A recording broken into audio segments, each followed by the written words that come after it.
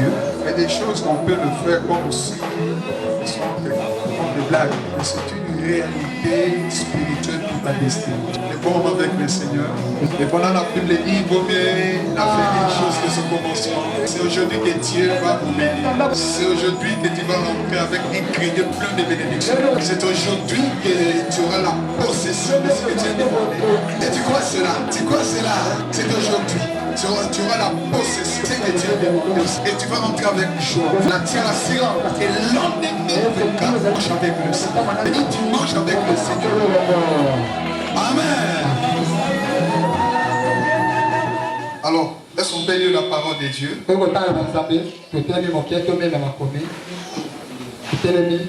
J'espère que le courant est déjà calme, non? Écoutez, en Jean chapitre 4, à partir du verset 22, 24, on va lire Hébreux 13, verset 15.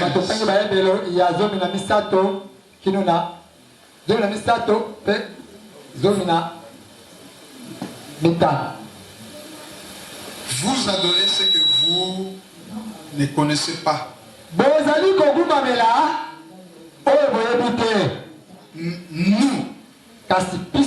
Nous adorons ce que nous connaissons. Car le salut vient de Dieu. Mais l'heure vient, il est déjà venu, où les vrais adorateurs adorent le Père en esprit et en vérité. Car ce sont là les adorateurs que le Père demande. Dieu est esprit. Il faut que ceux qui l'adorent l'adorent en esprit et en vérité. Hébreux 15, Hébreux 13, 15.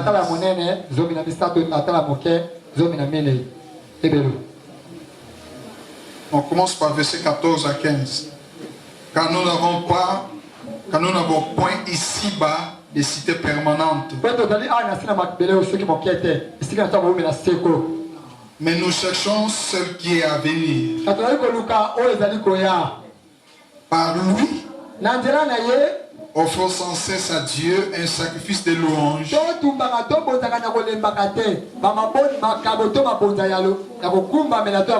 C'est-à-dire les fruits de l'œuvre qui confesse son nom.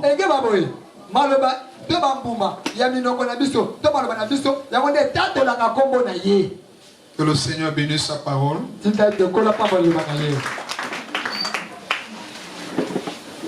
Le thème que nous partageons dans la prédication de ce matin,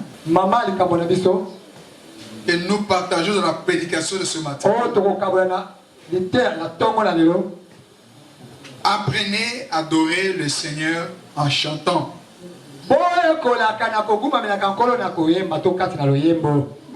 Alléluia. Alléluia. Et tu vas comprendre pourquoi Dieu l'a permis aussi, on chante aujourd'hui. Et voyez ta façon tu as chanté par rapport de cette prédication. Tu vas les comparer sur réellement. C'est dans le cœur où tu fais pour les gens.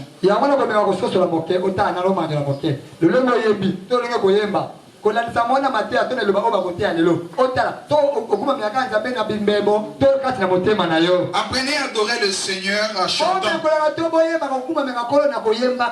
Est-ce que tu peux répéter à ton voisin? Apprenez à adorer le Seigneur en chantant. Dis à ton voisin. Yekola okuma melanzambe na koyemba. Yebisa ya tu vois. Regarde on a nazo ka yekolaka okuma na kanzambe na loyembo to na koyemba. Yebisa pe waza na gauche so ki na droite yebisa pe waza na gauche. Yekola ko mbela ka. So waza na yo yebisa sana siba to ni boso na yo. Ko na ka na loyembo to na koyemba ka. Apprenez. Bombe kwa toboyi. Adorer le Seigneur en chantant. Alléluia.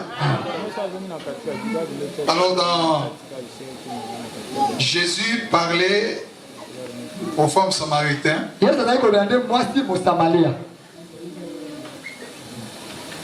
Il a dit, vous adorez ce que vous ne connaissez pas.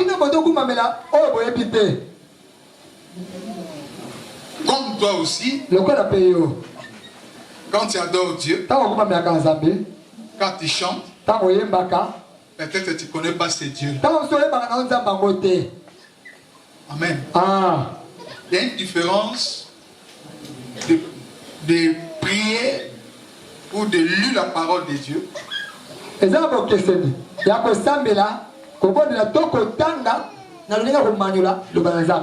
et de faire une expérience surnaturelle avec le Seigneur. La personne qui a fait l'expérience surnaturelle avec Dieu, il a vu la main de Dieu. Il a vu Dieu. Bien-aimé dans le Seigneur, quand vous regardez ces deux personnes, tu vas voir la différence. Sa façon de chanter, sa façon de prier, sa façon de servir Dieu. Parce que servir Dieu, c'est quelque chose qui est inné à une personne. On ne pousse pas quelqu'un à servir Dieu. Ça soit une punition où tu es tenté de faire pour on te voit. Là, tu auras ton récompense. Mais la personne aussi qui adore Dieu, parce qu'il comprend à qui il a affaire. Et tu vas voir la différence. Jésus a dit à cette femme, vous adorez ce que vous ne connaissez pas. Comme les chrétiens aujourd'hui, les temps de la foi, ils suivent par le mouvement. Il vient à l'église par le mouvement.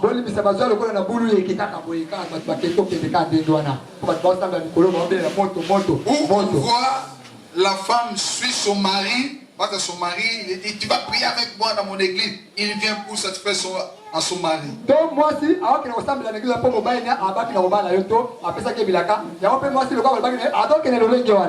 Où l'homme suit sa femme parce que il aime beaucoup sa femme. Parce que sa femme a dit, si tu ne viens pas prier, ou soit ton divorce, lui, il vient pour satisfaire sa femme.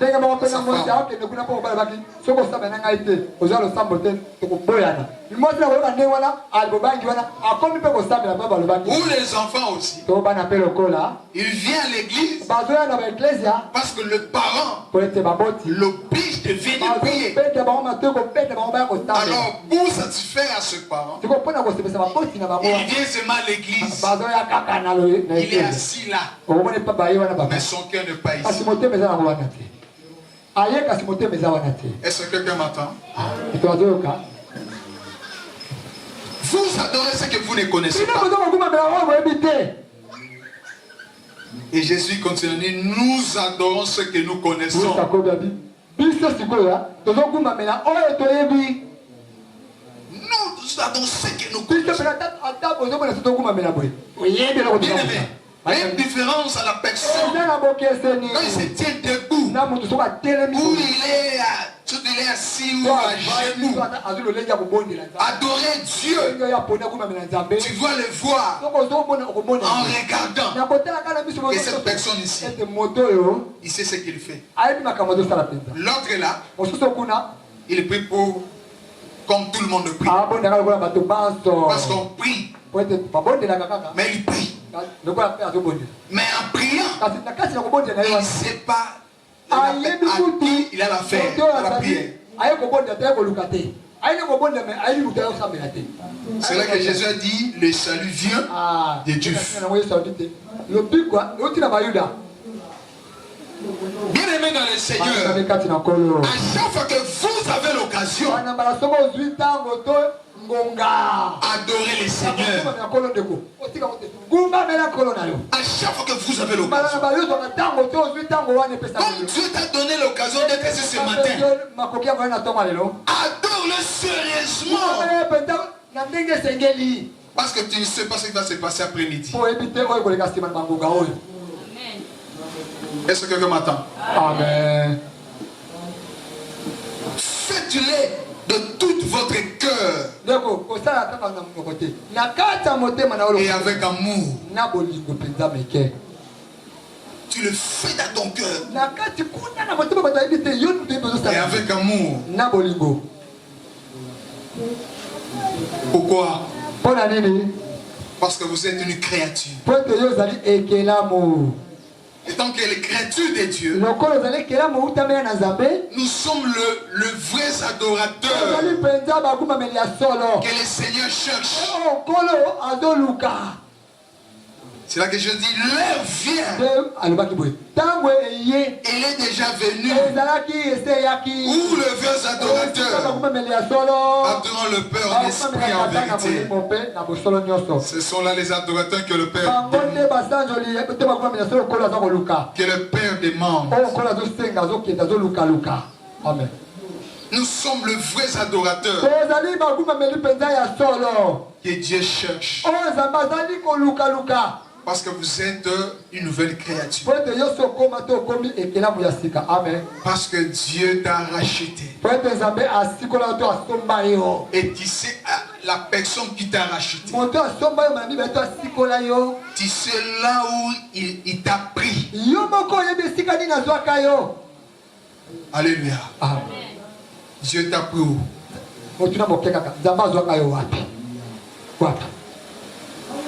Il t'a pris dans la boue. C'était un impudique. Un ivrogne. Un blasphémateur. Un manqueur. Un violeur. Alléluia. Toi-même, tu sais là où Dieu t'a pris. Et il t'a sauvé. Il t'a racheté par son sang. Et il t'a fait une nouvelle créature. Philippiens 3, verset 3 dit ceci. Philippiens 3, verset 3. Car les circoncis, c'est nous. Et nous rendons à Dieu notre culte par l'Esprit de Dieu. Et nous glorifions en Jésus-Christ. Et qui ne mettons point notre confiance à la chair. Pourquoi nous sommes les circoncis? Nous sommes les circoncis parce que Jésus nous a rachetés par une alliance. C'est pourquoi Jésus avait dit à cette femme samaritaine, les saluts viennent de Dieu. Nous adorons ce que nous connaissons. Mais vous adorez ce que vous ne connaissez pas. C'est pourquoi les saluts viennent de Dieu. Alléluia. Amen. Alléluia. Amen. Et nous aussi, dans la nouvelle alliance, nous sommes les circoncis parce qu'il y a quelqu'un qui a fait alliance pour que nous soyons rachetés. Parce que les saluts viennent de Dieu. Parce que Dieu a fait alliance avec leur père. Le père Abraham, Isaac et Jacob. Le Dieu d'Abraham, le Dieu d'Isaac, le Dieu de Jacob, c'est le Dieu là Et les Juifs adorent. Et quand il adore Dieu, il adore les dieux de leur père. Il connaît ces dieux-là. Est-ce que quelqu'un m'entend ici? Il connaît ces dieux. Les dieux de leur père. Nous aussi, nous sommes rachetés par le sang de Jésus. Et notre corps est devenu le temple du Saint-Esprit. Voilà pourquoi nous sommes nouvelles créatures. Nous sommes des circoncis. Au milieu de nos frères qui sont restés encore dans le monde. Dans le monde. Amen. C'est pourquoi c'est nous qui rendons le vrai culte. Par l'Esprit de Dieu. Et nous glorifions Jésus. Donc nous glorifions Dieu en Jésus-Christ. C'est pourquoi quand nous rentrons dans l'adoration, nous connaissons ces dieux. Alléluia. Nous connaissons ces dieux. Il est mort pour moi. On vient à Sévéli. Il est ressuscité. Il est vivant. Il est mis à la droite du Père. Il intercède pour moi. Amen. Et il m'a fait grâce d'être ce matin dans ce lieu. Voilà pourquoi je l'ai adoré. Amen.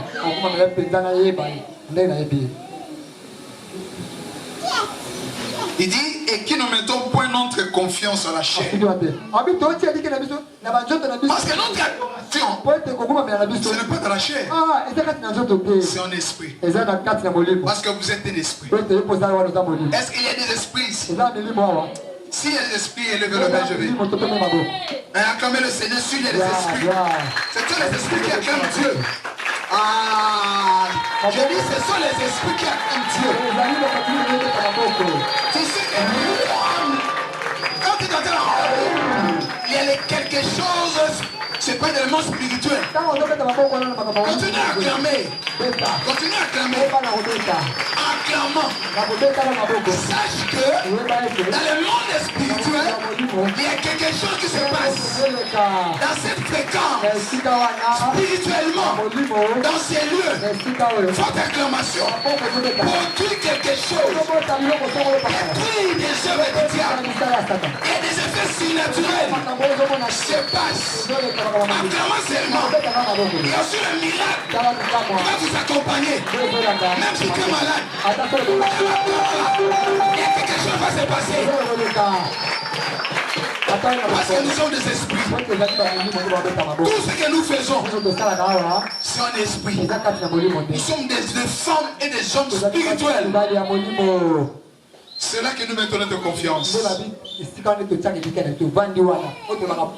vous apprenez à adorer le Seigneur passionnément,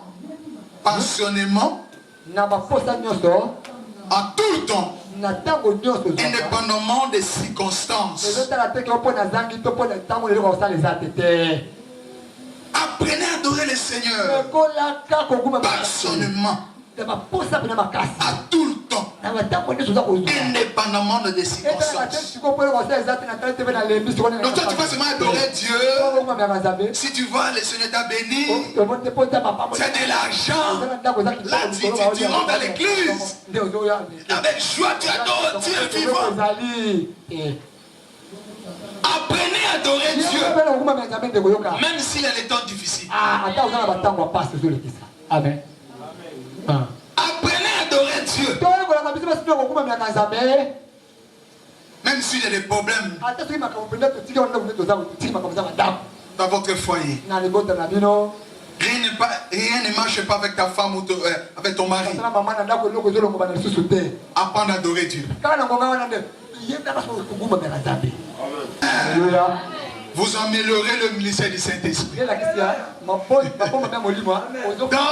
C'est là que vous améliorez le ministère du Saint-Esprit dans ta vie. Parce que Dieu ne dépend pas de votre situation là.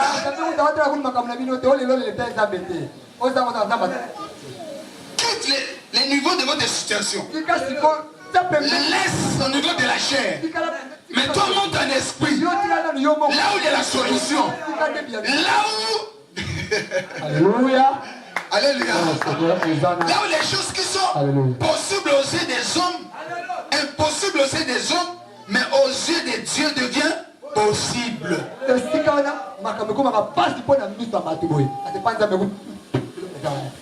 Alléluia. Apprendre à adorer Dieu. Voilà pourquoi il est important d'adorer Dieu en chantant. Est-ce que tu peux mettre ce morceau-là, on avait donné, on avait adoré, quand on clamait.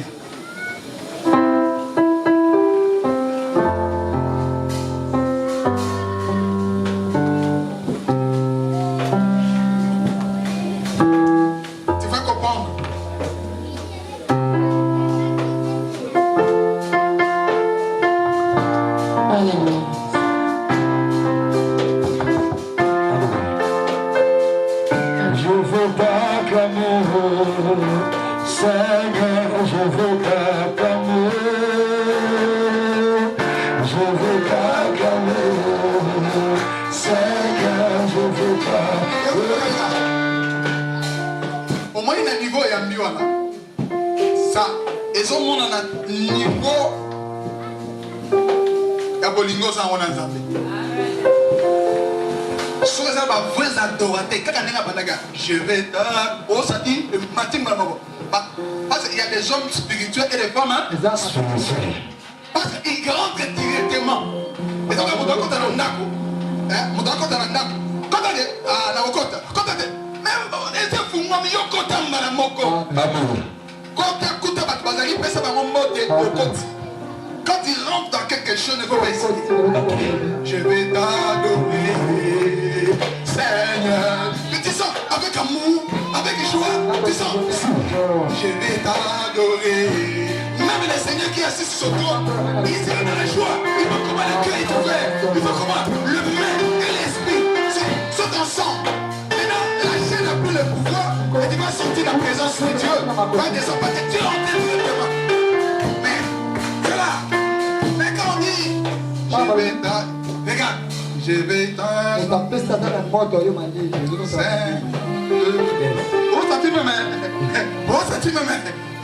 Mais ma ange va encore. Alléluia. Amen. Alléluia. Amen. Ta façon. Là où il y a les esprits. L'homme spirituel n'hésite pas à entrer dans sa présence, dans la présence de Dieu. Alors, maintenant, je veux maintenant que s'il y a des femmes et des hommes esprits, nous chantons maintenant l'esprit dans cette chanson. Go! Oh, je vais t'acclamer, Seigneur, je vais t'acclamer, je vais t'acclamer, Seigneur, je vais t'acclamer, je vais t'acclamer, je vais t'acclamer, Seigneur, Seigneur, je vais t'acclamer, je vais t'acclamer, je vais t'acclamer.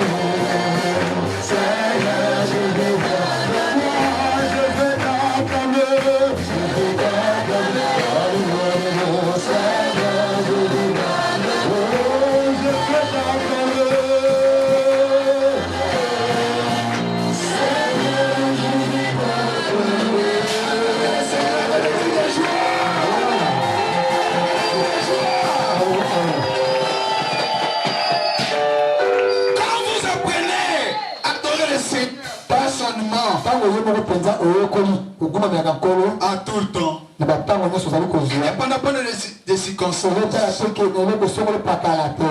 vous améliorez le ministère du Saint-Esprit. Tu rentres à la maison. Tu laisses d'abord les dans ta chambre. Fukami. Amen, amen. Oh yes. Au monsieur nous amène, on ressentit que tant au bandit malamoko. Et tu vas sentir, on dit, et ça les locaux, Satan qui m'a locola, ou yembezati. Alléluia. Beaucoup n'ont pas de problème, mais quand tu commences à chanter, il y a une puissance qui va descendre. Souci à Kimi.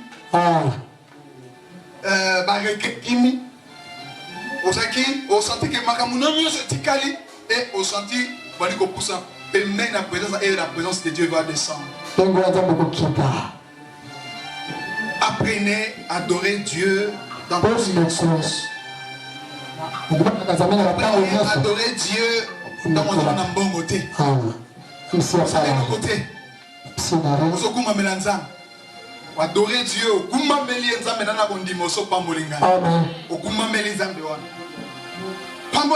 Adorer Dieu. Pourquoi on continue à adore seulement Dieu? Parce que les Écritures disent demandez en priant. Croyez que vous avez réussi. Vous verrez ça. Apprenez à adorer Dieu. Et surtout en chantant. Tu peux rester là toute la nuit. De minuit à 2 heures. Tu chantes seulement. Je vais te louer. Je vais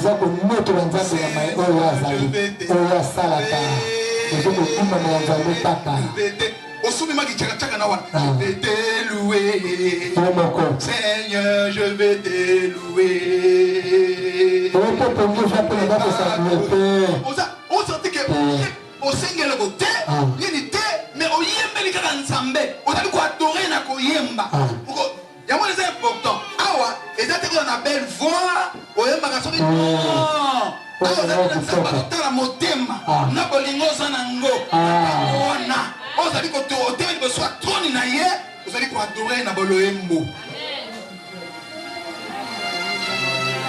Au moment où on se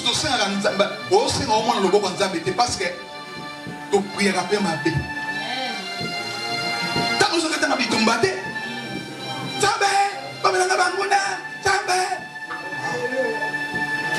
Dieu aussi a besoin. Banguna tire nos pembe. Aussi a tiré nos pembe.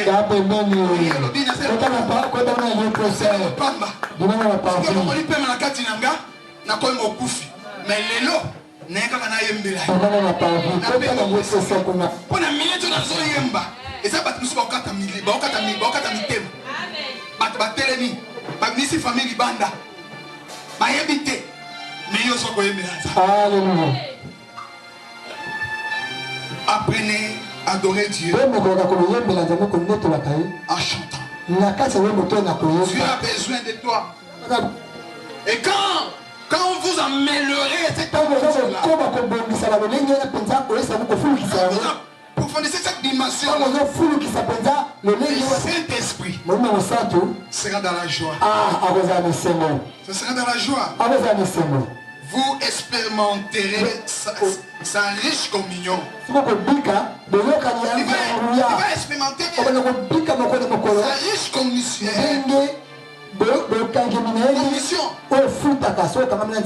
Dieu a chanté. Cherche les chansons là que vous connaissez. Cherche les chansons là qui te permettent d'entrer dans la dimension. Qui te permettent d'entrer dans la dimension. Même si tu es en colère, prends ton téléphone. Il y a des chansons. Quand tu mets dans les téléphones, parce que tu es en colère, laisse ces chansons commencer à chanter. Tu vas sentir la colère va fuir. Et la joie va revenir dans ton cœur. La joie va revenir. De plus en plus, la paix va rentrer en toi. Et la plénitude de Dieu va couvrir ton cœur. Et tu vas entrer dans la dimension. Alléluia. Alléluia.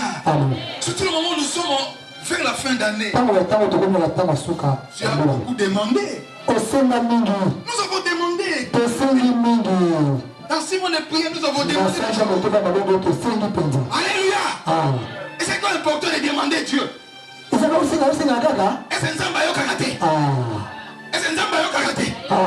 Dieu est dans sa parole. Je crois que Dieu t'aide. Apprends maintenant adorer Dieu.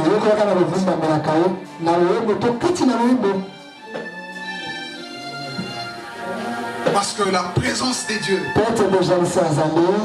il faut l'entretenir à tout moment. Entretenir la présence de Dieu. Entretenir la présence de Dieu dans ton champ. Entretenir la présence de Dieu entretenir la présence de Dieu dans ton cœur. Dans ton cœur.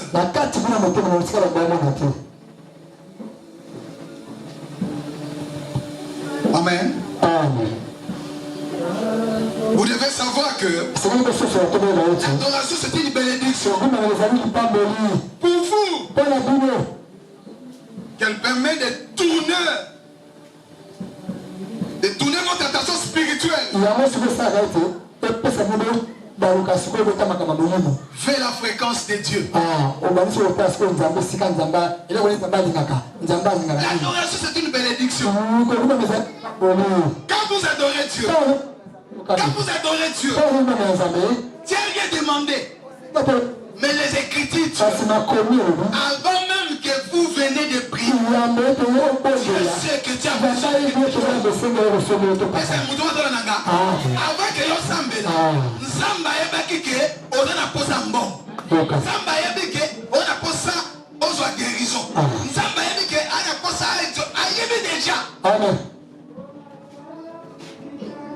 Alors, c'est pas ça. C'est pas ça. Oui bien. Relation ya mutuna Nzamba kwa mwasi na mubali. Dialogue. Ce qui dialogue dans la gâté. Parce que moi, ça a besoin de comme on a la confiance. On va parler de besoin. À mon abolingo, moi, ça a Amen. Et ça a une relation là. Et ça va acte physique. Et c'est spirituel. Alléluia. Ça m'a bloqué mon bal à pour se faire ça. Moi, c'est un cadeau.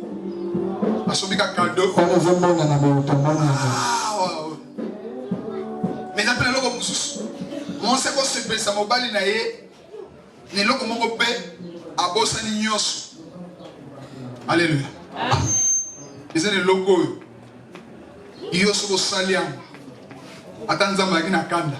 Avec qui? Vous comprenez? Ça m'a lancé dans l'intimité et pour maragnos. Pourquoi vous comptez pour ça? Vous ça la sogi, pas au cabana, pour ça l'année. Mais ceux qui va coûter les gars vont m'y bailler. Moi ça yoki mobile a yoki moi. Bazongi ba komi bomo. Bino son etikali, votre na son. Alléluia. Ya wa mona muto ko kwa na lisum. Akoi. Bino tika na condamnation. Mais ceux qui azongi pa nzambe na ya bongisi. Nzamba limbisi. Bino ko tika na lisum. Mais ina nzambe bazongi si relation na ba. Est-ce que vous avez compris? Tu vas te gagner les sous. Mais, attends, tu vas te sous. Mais, moi, je comprends que la sac m'a payé. Mais, à zone de ban, nous avons collé là. Nous avons mis les sacs ici. À terminer ça, le vite élément. Amen. Et c'est que la raison est sur terre. Amen. Sont à la terre. À zone. Quand vous avez zone au sol, nous avons mis nos tégans dans les sous, nous avons aussi. C'est qu'on a mis notre tégans dans les sous. Nous avons suivi la zone. Nous avons au sol et la yé, nous avons tégans dans les sous. Ils avaient ma camoussous. Ils avaient mon tour. Ils avaient mon tour dans les amis. Nabala Yeswe, Nabala Yeswe, Namote Mananga, Ubala Inani. Si elle m'a dit Ubala Inani, vous savez ce qu'il a dit. Ils ont marqué c'est Ubala la mission d'adoration. Awa adoration oblique donc au kit activité donc c'est-à-dire qu'il y a une adoration et la louange na adoration. na louange na louange nzambe akitaka ye moko mais na adoration yo ozomate pa na ye au côté dans sa présence na cour royale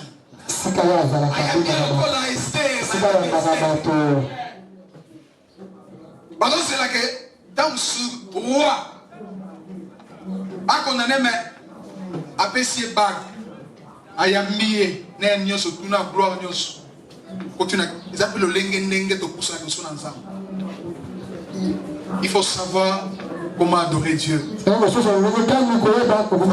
Comprendre comment marcher avec Dieu. Il y a des choses que Dieu nous demande. Ce n'est pas difficile. Ce sont des révélations. Et chacun sait comment approcher Dieu. Mais parmi les secrets, apprenez à connaître Dieu en chantant. Apprenez à adorer Dieu.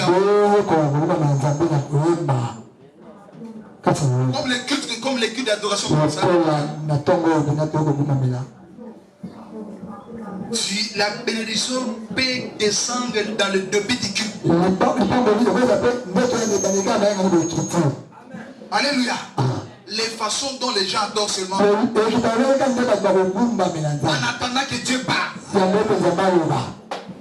Mais quand les gens ne savent pas adorer Dieu, il va laisser l'adoration seulement aux musiciens. Le musicien là, il est assis, il les regarde. Mais pourquoi tu n'as fait des ça tant d'ailleurs précieux de repousser à pas un zambé au se pélissaïe. J'espère à partir d'aujourd'hui, tu vas changer ta façon d'approcher devant Dieu. Amen. Amen. Parce que l'adoration, c'est une bénédiction. Il nous permet de tourner notre fréquence spirituelle dans ce sens. Notre attention spirituelle va tourner vers cette fréquence. On va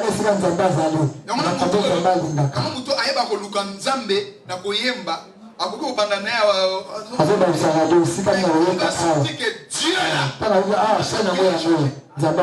dimension prière est changée. Amen. Dieu maintenant il est là. Parce que la prière tant qu'on comprend il faut sentir que dans le moment la présence de Dieu. Amen. Amen. Amen. Thomas le Saint-Esprit. À partir d'aujourd'hui. Fréquence nangai. Ils ont changé. Na butu. Na moi. Na façon de royembela.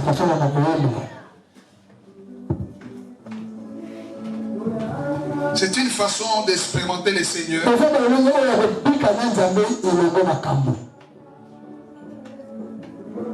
Dans votre adoration, c'est en chantant. Il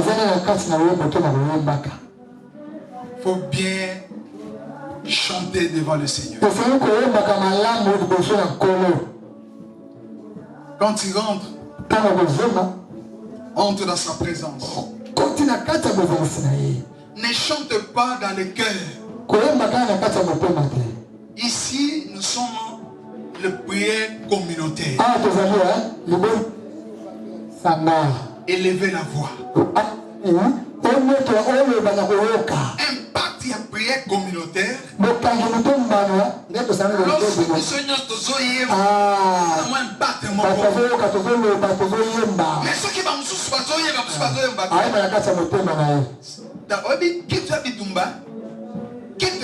me banoki bakoya kaka na kitka po abimisa na fréquence nzambe ti bakwaninga bakoti bazoyemba yo sawa na te oza no wana tuzokanisa makambo na bia pasa sana noki député na lobaka ko 12 wana ewa zotala bi député na koma na 12 pasteur na raté que ana pesa $10 na raté pasteur Katana Noko, donc à la question le pied matériel, mais à Botolio, il pas moli au Zamaniga Pessolé. Amen. Il y a plus de $5 qui va payer.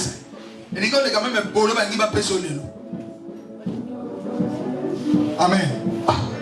Amen. C'est que là, nous avons déjà au Canada. Il y a un Saint-Esprit Boukio. C'est ça. Alléluia. Saint-Esprit a son qui est. On va Mikolo. Va député par Sanza. Au Pessinga la lait. Au Pessinga na Bengiote. Amen. Mais nous avons voté avec eux. Nous avons voté avec eux. Pas question que tu n'as mis mes libans. Tinga bateau va le lobby. Amen. Mais ils ont préoccupé. Quand tu es dans la présence, c'est beau sans ma camboua. Alléluia. Dans ce lieu, aux obéis, dans ce lieu, dans l'église, dans l'ensemble là, pour ma camboua les gars bien entre dans cette nationalisation. Voilà pourquoi dans nos besoin d'amener beau sans la news dans la présence de Dieu. Il s'agit de chanter, chanter. Il s'agit de prier, prier. Il s'agit à genoux, aller à genoux. Quand il est le moment d'écouter la parole de Dieu, la Bible ouvre bien les oreilles. Écris l'essentiel de prédication. Parce que le Saint-Esprit aime chanter. Aime chanter. Bien sûr, quand on est pensé, on a mis du Saint-Esprit, il y a la caille. Il y a surtout ma boutou. Ma boutou, pour qu'il ait pas de clients. Pour la mouille, on va belle kanza. On va koyemba. Et dans un bac de moko, on va besaka. La dimension spirituelle qu'on comprend dans mon Dieu.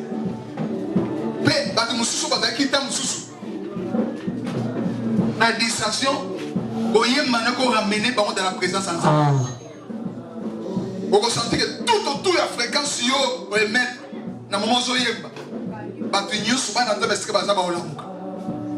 Amen. Saint-Esprit, on peut lire cette verset. Éphésiens 5. Voilà ce que Éphésiens 10. 5 verset 19. Entretenez-vous par des sommes, par des rythmes, par des cantiques spirituels, chantant, célébrant de tout votre cœur les louanges du Seigneur. Entretenez-vous par des sommes, par des cantiques spirituels, en chantant et en célébrant. C'est comme ça le pays dit, dans le B13, 15, il dit, par lui, on fonce sans cesse à Dieu et sacrifice des louanges, c'est-à-dire le fruit de nos rêves. Il confesse son nom. Nous célébrons Dieu en chantant. C'est le fruit de nos lèvres.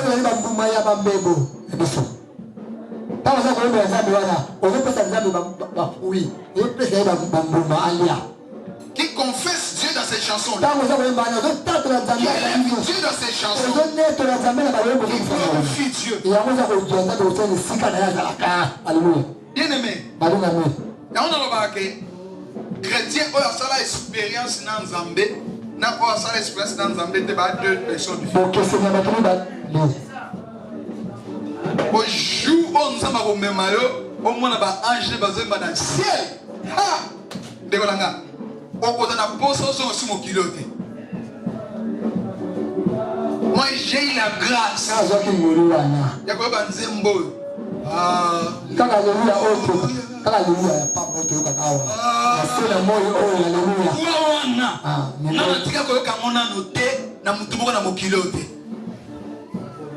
Les obima n'a pas fleur. Les obima donc harmonie donc même au cœur, ce qui est technicien, ce qui est ingénieur des sons, son nengewana. Hein? Par contre, ça nous avait ingénieur son mokili mobimba, basangani, mélodie wana, oye so bimba, na ba fleur. Ah, dans sa présence, ndengolanga. Et donc, quand on a monté manayo, on a senti, donc, on se battait merveilleusement. Vous pouvez imaginer avec cette chanson. Mais maintenant, on se retrouve à alléluia. Même la chanson, on sentit que déconnecté dans le monde spirituel. C'est comme ça que mon temps à cette expérience dans Zambé, à Yébaka, l'impact. Pourquoi? Parce qu'il a entendu les anges aussi chanter pour la gloire du Seigneur. Mais si les anges sont au service de nous, il attend que toi tu chantes pour accomplir la parole de Dieu dans ta vie. Il y a des choses que tu as demandées, que tu as dit au Seigneur. Tu es obligé d'accomplir sa parole dans ta vie. Mais qui va toucher le cœur des dieux? Parce qu'il comprend ce que tu cherches. Quand vous vous présentez devant la présence de Dieu, Dieu sait ce que vous cherchez. Alors touche le cœur de Dieu. Parmi les secrets, apprenez à adorer le Seigneur.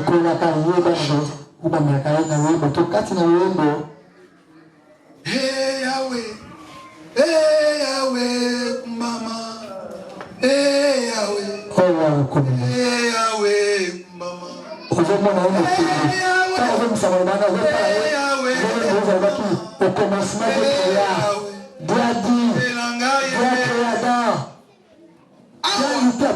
on a les camarades mélodie.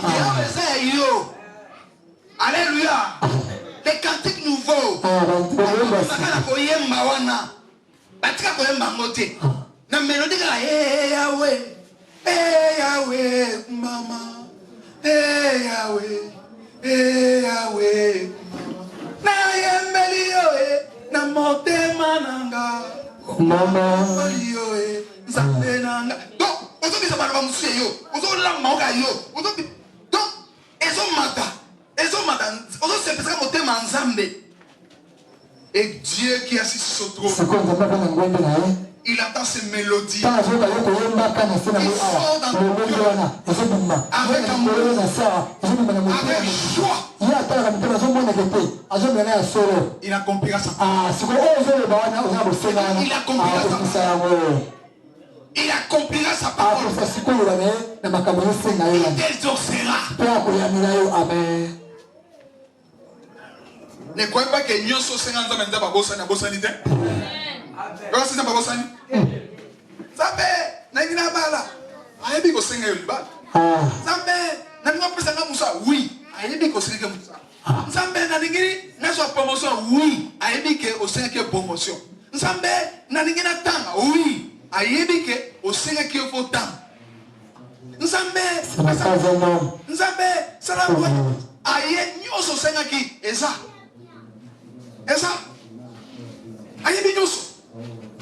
Mais qu'est-ce que Dieu attend de vous?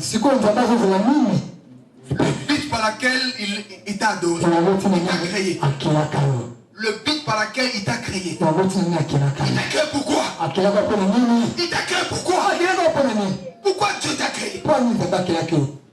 C'est pour l'adorer. Pour le servir.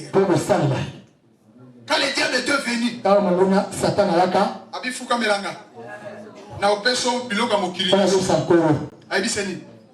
Aibiseni. Tu adoreras le Seigneur ton Dieu. Oui. Tu adoreras le Seigneur ton Dieu.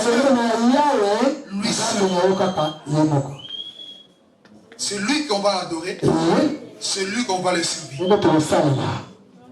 Quand vous l'adorez le Seigneur, quand vous le servez dans l'église, dans son œuvre, on peut se moquer. Amen. On peut se moquer. Si ma camerounais ont marqué parce que au goût même la ganzambe était au sein de la réalité. Il n'a pas tenu dans mon kilo, mais soit tenu dans moi. A tenu dans mon kilo, au goût même la yé, au sein de la réalité. Sans les ganzambe, au lingide. On dit ganzamba pambola. On dit ganzamba sama cameroun. Il paye à hausse là yo. Demande là yo. Et ça va. Usenga na yo, raquette. Si n'était en zambé ça va. Na mesa. Chèque na yé, et ça va. Et ce que vous s'appelle ça y est, ensuite un chèque a signé. Et si ange, qui est dans la banque céleste, Balbi Miselaye, Bot Moko on a et qui d'abord assis sa projet à Zana. Par ange Baké, on a une banque céleste et Fungwami, tout et Kiti. On a eu Zana. Hey Yahweh, Mama, hey Yahweh, Ozopi de la Yotoye, Bana pour tout. On sait qu'il y a yoté. On sait qu'on a adoré ça. On a chanté ça. Alléluia, Alléluia, Alléluia, Jésus. Alléluia, Alléluia, Alléluia, Alléluia, Alléluia. On sait qu'il y a un zambé. Alléluia. Ah, mon gazate. Il y a un zambé. Alléluia. Alléluia.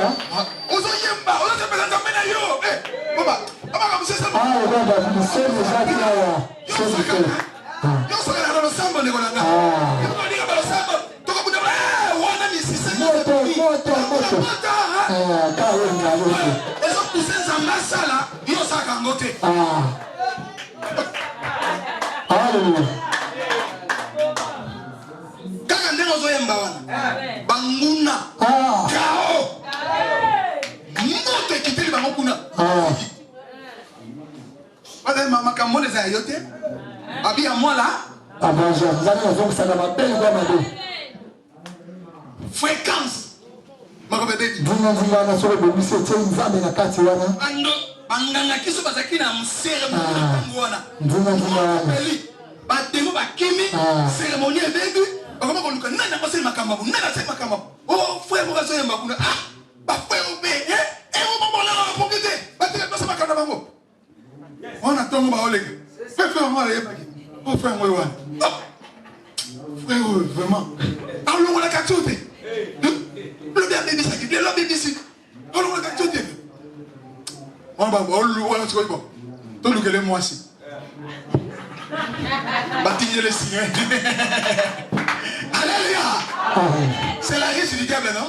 C'est ça. On a dit, bah étouffé yo. Ils sont dans boutoute. On fréquence c'est que la libre, bah moi ça va comme la banque. Il y a un peu ce qui faible. Tant que j'y va bien, dosier. Botoli bilambo comme tagala.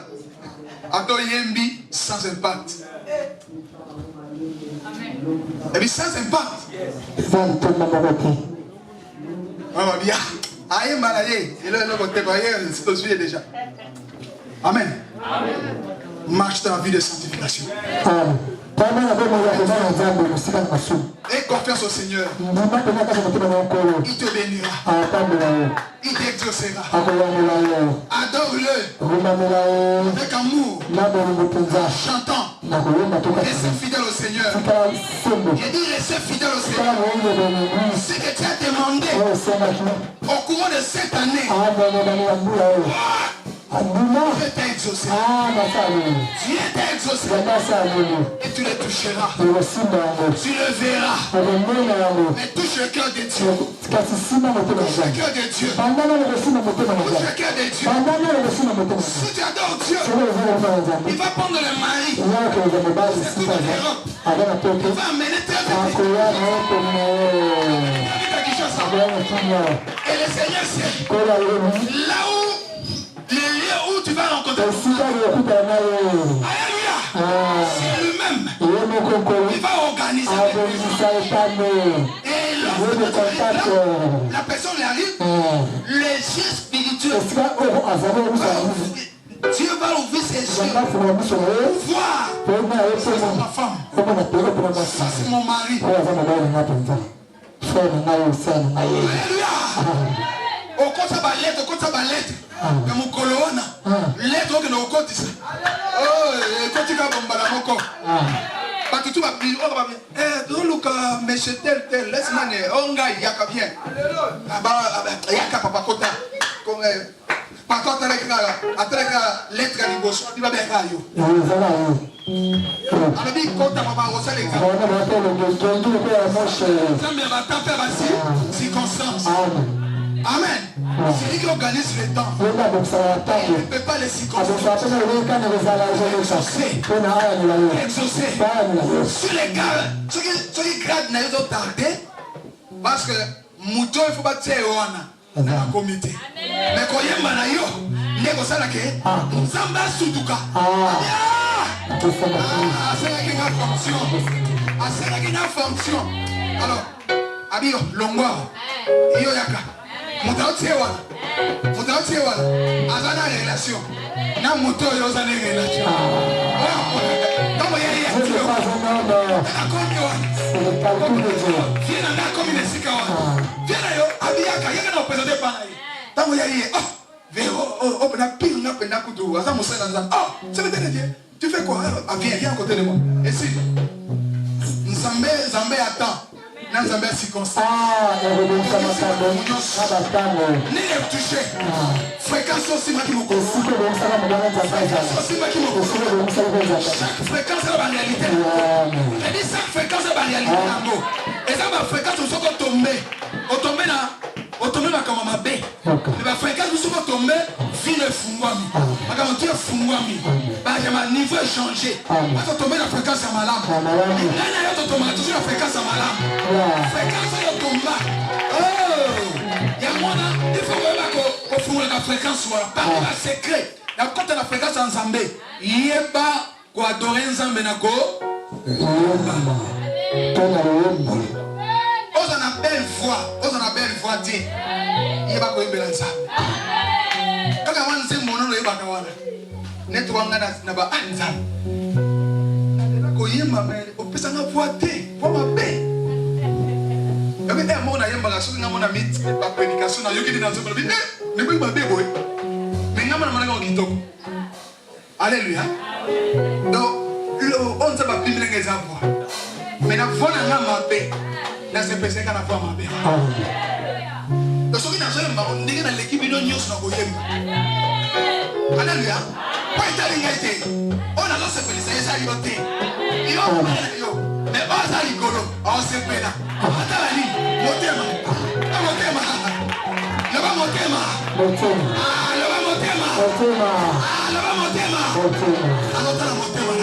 Hallelujah.